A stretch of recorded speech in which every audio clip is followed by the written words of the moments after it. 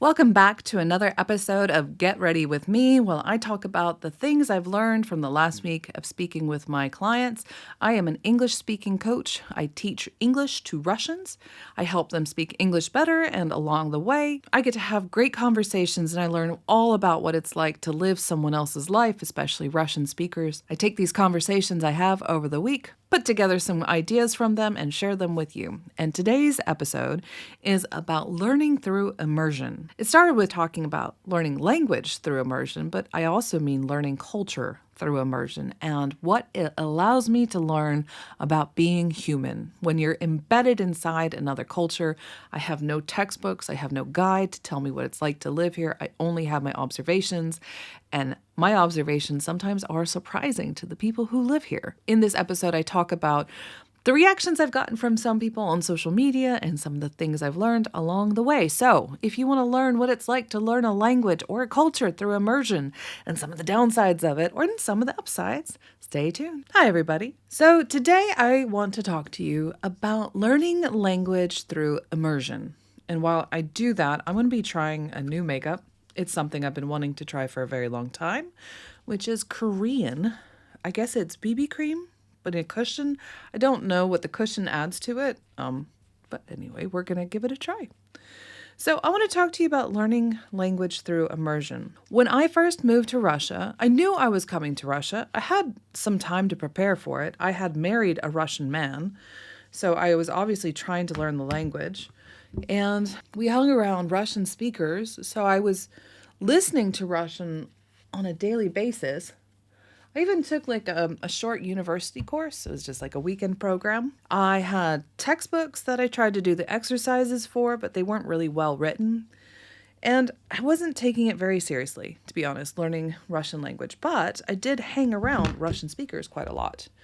And that is actually how I learned all the Russian language that I know. I was never into using books, even though I tried, because it just didn't make sense to me. I love learning language. No, I loved learning German. Okay. There's nothing on here, but it's almost all on my face. That's cool. But my question was, at the time, I had only learned a language from textbooks. And I really couldn't wrap my head around how could you possibly learn a language through immersion? Because you needed to have like a decoder ring or something to say this word means that. Because without that, how are you going to just listen to sounds and understand the complex meaning behind them? Let us not forget, like I forgot, that this is how children learn language. Not just like foreign languages or their languages, but even as they get older. You've heard an 8-year-old say, "What does that word mean?" With absolutely no problem saying, "I don't understand what this means and I want to know." That's one way that you learn through immersion. But there's another way, and that is through intonation. I will explain. I really want to finish all my dabbing first. I remember the first time the magic of intonation and learning through immersion happened to me. It was in America, and I was hanging out with my Russian speakers. We had all gone out to dinner together, and we were standing outside like we always do. And words came out of my mouth before I even understood what I was saying. And I said, "Ну что?" I had no idea what I had said. I didn't know how to translate it into English, but I knew it was exactly the right thing to say at the right time. I want you, non-Russian speakers, to listen to me. Imagine you're outside of a restaurant. You've finished your meal. You have a group of friends. It's still early in the night. And someone looks at you and says, "Ну что?" What do you think that means? If you're guessing that means, now what? You are absolutely right. And how would you know that? Because it has the same intonation of go, now what?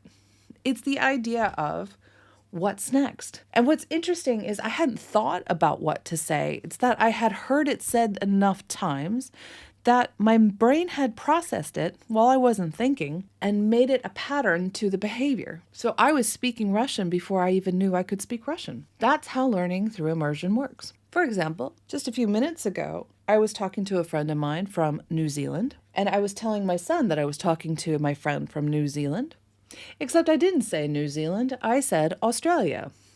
And I heard him say, "It's New Zealand, Laura." And I said, "Какая разница?" My friend from New Zealand knew exactly what I had said. I had said What's the difference? Because the intonation gives it all away. Our brains are really good at processing language behind the scenes while we're not paying attention, because that's the way that we are made. Humans have evolved to learn multiple language systems, and it is necessary for survival. Therefore, we are really good at it. But it's not just language systems.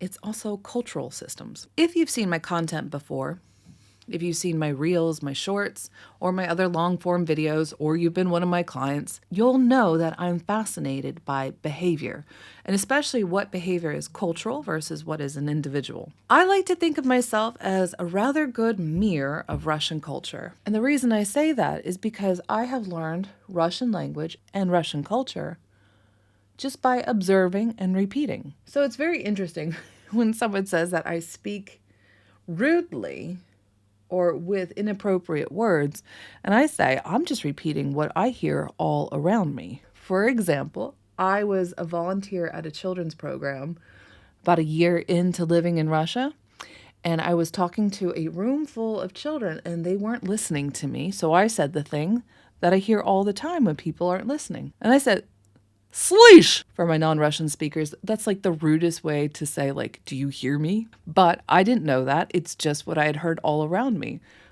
Another thing, the word for photograph is photo, but I've never said the word photo. I've always said the word fotka, which is like saying pics. I didn't know the word photo existed because I had never heard it in speech. I am a mirror for actual ways that people speak and behave. My language set is so weird. Like, I have really good pronunciation and intonation with cliche phrases, things that people say all the time, but I have no idea how to spell basic words like "здравствуйте," but that doesn't count because that's a hard word. I have amazing vocabulary in the things that are important to me, like food and grammar, but there are no words I know about politics because I just don't talk about it. One of my best teachers of Russian language is memes. I love scrolling through social media and watching short videos because they are short, they are full of meaning, and it has culture and slang all wrapped together. And decoding memes, I swear, is the best way to learn living language. So my grammar is bad.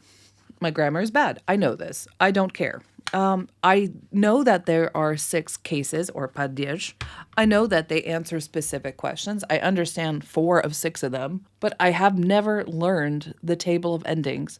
Why have I not learned the table of endings? Because I have never needed to learn the table of endings. It has rarely ever impacted my life where someone didn't understand whom I was giving a book to or what I was giving the book to whom. It doesn't really matter because context almost always fills in these parts of speech. Like, we don't even have cases in English language except from like subject and object cases, 5 of the cases in Russian language. And I exist fine without knowing all my cases in Russian. It irritates ears, I know this, but spending hours upon hours upon hours of studying tables of grammar doesn't have a result that helps my life in any way, so I've just never done it. I accidentally get it right sometimes, but at this point, it's a choice that my grammar is not better. So the point of this entire conversation is not just about language or grammar, it's about culture. I am an observer of this culture, of this language, of these people. And one way I observe Russian people is I observe the changes in myself as I adapt more to the culture around me. I share these observations in all of my media, and there's a very common response to my observations. And that is, it's not true, it's not cultural, it's the same everywhere. It's not. What defines culture? Well, for example, I can tell you what American culture is. American culture is what we see on Saturday Night Live. I'm not joking. Saturday Night Live is a comedy skit program that has been on the air 50 years. 50 years. It has been a weekly show that people look forward to seeing every week with the top celebrities, the hottest music that's coming out, and the most topical jokes there is. Monday morning, you will find people repeating the lines from the latest SNL all over America, and they've been doing it for 50 years. So much of our pop culture, our new sayings, our slang, what music is popular was born on that stage. I know my flavor of comedy. What makes me laugh is very much tied to SNL, whether I like it or not. Culture just doesn't happen. It's usually the result of one person or one company having a large impact on the people. It's temporary, it's fast, it's quickly moving, hard to predict, but it exists.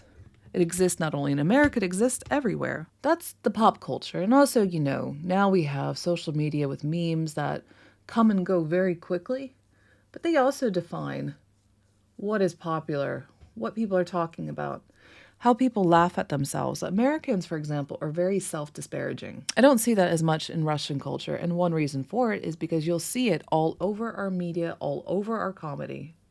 And it's those it's those jokes that are repeated that define our character. But not just popular media, we also have old media, which is fairy tales and stories that our parents teach us as kids, or morality that we learn in preschool. All people in a country generally go through the same educational system.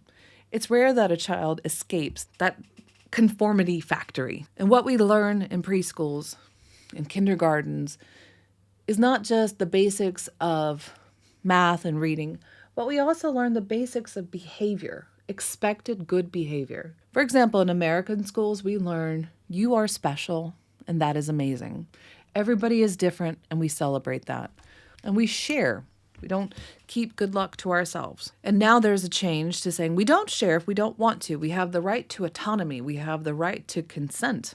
That is a new modern change in American culture. You have the exact same thing happening in Russian schools as well. So when I make a video about the differences in culture, yes, there are a lot of things that are the same no matter where you are, and there are a lot of exceptions to a country's culture. There is this underlying thread that ties a country together. It's based on your media, it's based on your fairy tales, it's based on your schooling, it's based on your language. It's based on artists who use that language, whether it be in music or in TV shows or in movies or in stories or in memes or in comedy. Of course, a person can always escape it. A person can choose to be influenced by another culture. We have multiple cultures inside of a country, like my family. My children are being raised with American culture and American ideals because their mother is American. But at the same time, I'm very much influenced by the Russians around me. The things I observe, because I have been paying attention so very carefully, are hard to believe sometimes. When I post about my observations, I often get pushback. I want to go back to a story I posted about Russians are impatient to ask questions in line. I want to talk about that a little bit deeper. I want to give one very specific scenario. First of all, a lot of my observations happen at the grocery store. This is when strangers interact, I think, the most frequently and the closest. I want you to imagine yourself, you have put all your food on the belt. By the way, that's called a lenta, is the belt, a conveyor belt. The girl at the register has scanned your items. You're putting your items in your bag. You have already begun the transaction. And the next person in line does not wait for the end of your transaction to say, hey, do you have change for 1,000? Now, what would happen in America is that person working the cash register would say, I will check as soon as I'm done here. They would wait until that transaction makes the cash box open. They would handle their first customer, and then they would handle the second one. What I find often in Russia is that person at the cash register feels obliged to answer that question immediately. They will pause the transaction that they are in the middle of to answer the question of the person who interrupted. I don't often see people working in service industries who feel the agency that they can say, no, wait your turn. I posted about this and I wasn't very clear about it. I had mentioned a few different circumstances and it was like, what are you talking about? These are very basic and normal circumstances. Let me be more specific. I am talking about one person interrupting the turn of another. People said, this is Russian culture. You can't come in here and tell us how to live. Fair. But I also want to say to you, it doesn't have to be like this. I have seen people working at the cash register that get flummoxed or confused or start to lose their place of what they're doing because of the request of the person interrupting. They don't enjoy this. It puts strain on their resources. They have to divide their attention between two things. In a job like this, the best way to get through the job is to follow routine. That way you can turn your brain off and just do the functions. But when you break that routine, it requires attention and focus, and that takes resources. And while it seems such a small thing, these things add up. These things cause exhaustion and resentment. Each of these micro intrusions into that process puts a lot of strain on that person working there. So while it could just be, it's just a question, those questions add up. And that's one of the reasons why they're so freaking exhausted at the end of their shift. The problem is that it's always been like that.